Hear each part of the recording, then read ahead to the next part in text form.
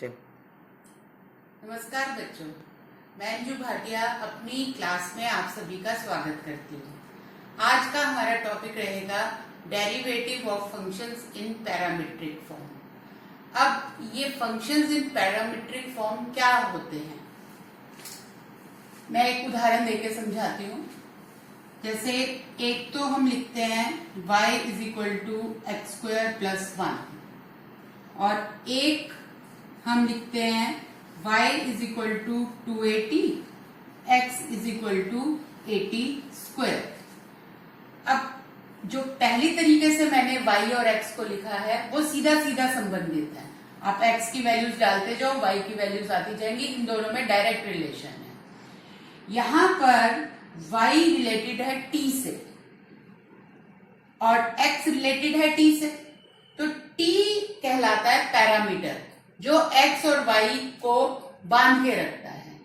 x और y आपस में रिलेटेड हैं लेकिन t द्वारा, तो t कहलाता है पैरामीटर और इसलिए इन फंक्शंस को हम बोलते हैं पैरामीट्रिक फंक्शंस। एक और उदाहरण लेते हैं, जैसे मैं लिखूं x is equal to a cos theta, y is equal to b sin theta.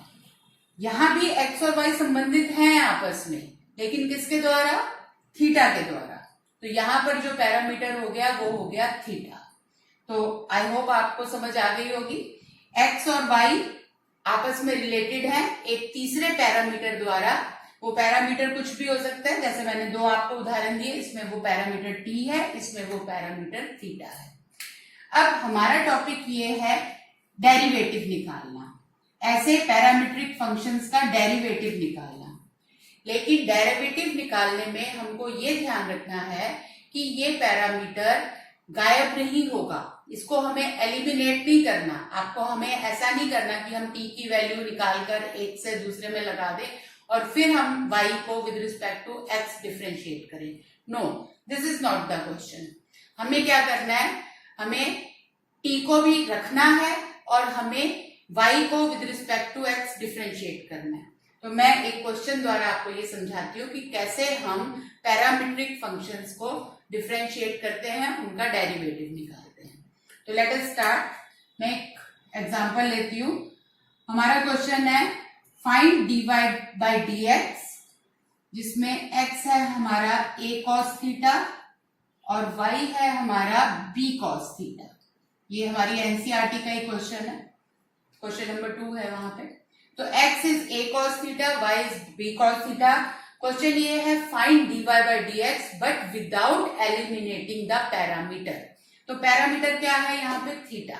उसको एलिमिनेट नहीं करना, पर हमें dy बाय dx निकालना है। पहले हम क्वेश्चन को अच्छी तरह समझ लें, हो तो ये 2 मिनट में जाएगा।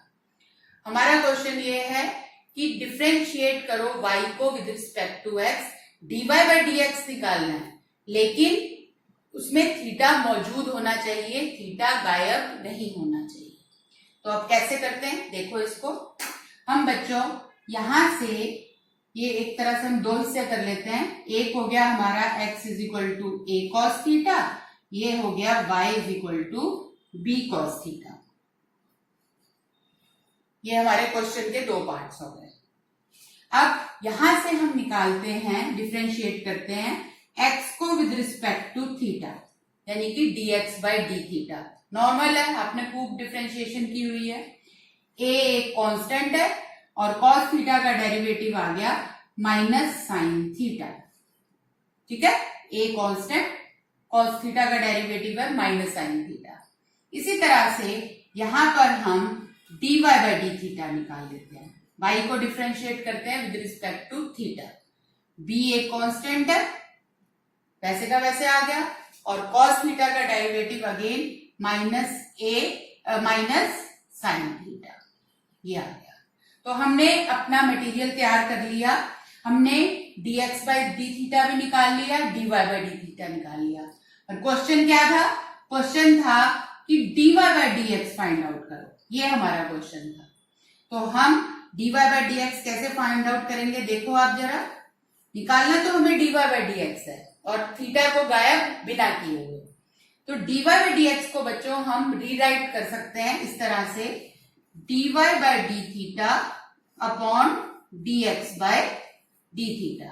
समझो ऊपर नीचे हमने डी थीटा से डिवाइड कर दिया, या हम डी थीटा की एंट्री करवा ली, उसको ले आए।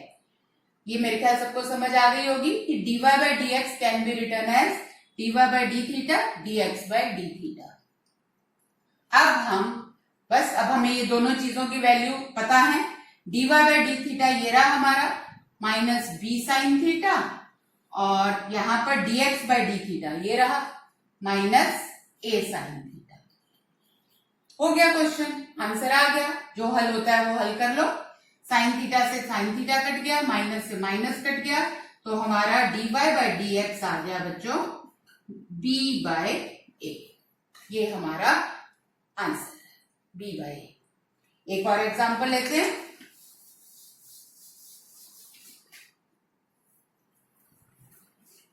दूसरे में भी यही होगा। हमें इक्वेशंस, हमें फंक्शन दिया होगा पैरामीट्रिक फॉर्म में, और हमें उसको dy बाय dx निकालना होगा। जैसे मैं ये लेती हूं दूसरा एग्जांपल।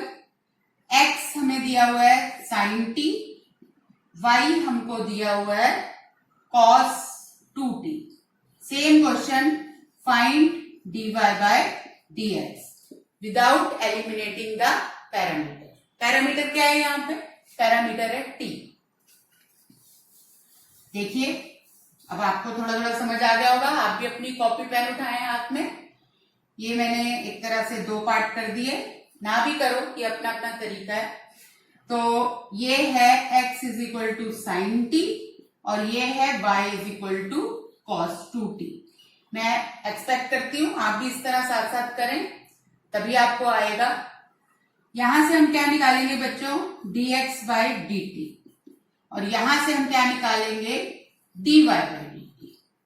करते हैं dx बाय dt, बिल्कुल सिंपल। साइन t का डेरिवेटिव क्या हो गया?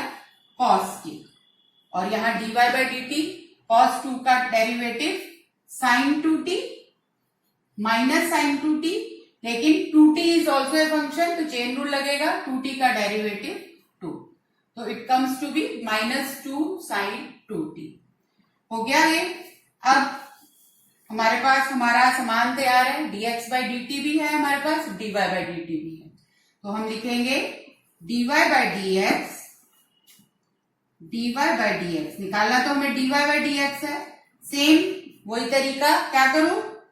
अब की मैं dt से ऊपर भी डिवाइड, नीचे भी डिवाइड कह लो, या लिखने का तरीका कह लो कि हमने ऊपर भी लिख दिया dy बाय dt और नीचे लिख दिया dx by dt। dy by dt की वैल्यू ये रही माइनस 2 साइन 2t, और यहां dx बाय dt की वैल्यू cos t।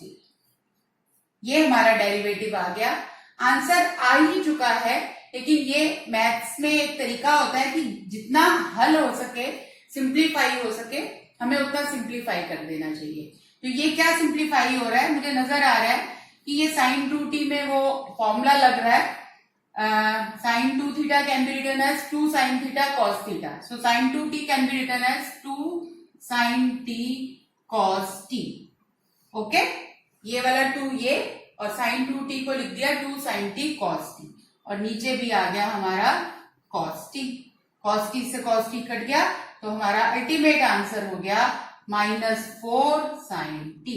ये हमारी dy बाय dx की वैल्यू आ गई माइनस 4 sin t।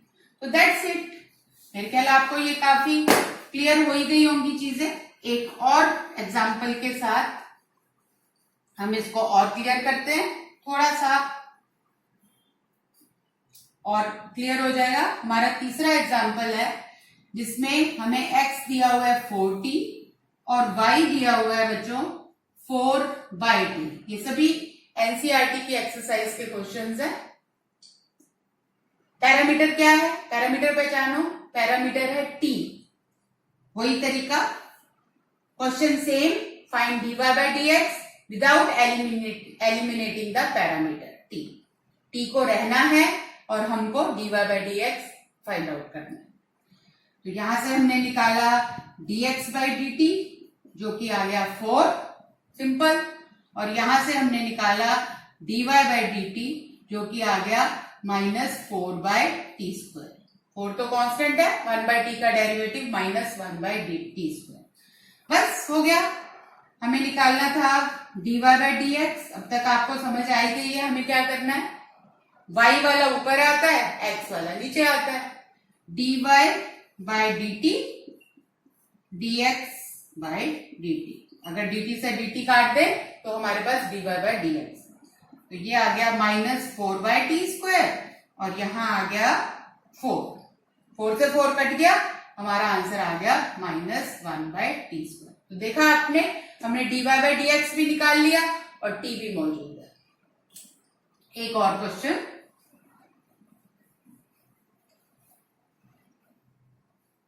ये स्टार्ट। एक और क्वेश्चन हम लेते हैं।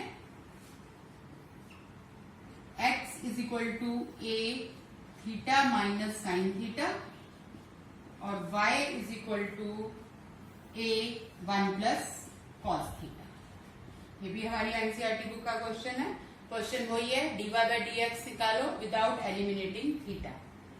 उसी तरीके से ही करेंगे हम। dx/d निकालते हैं।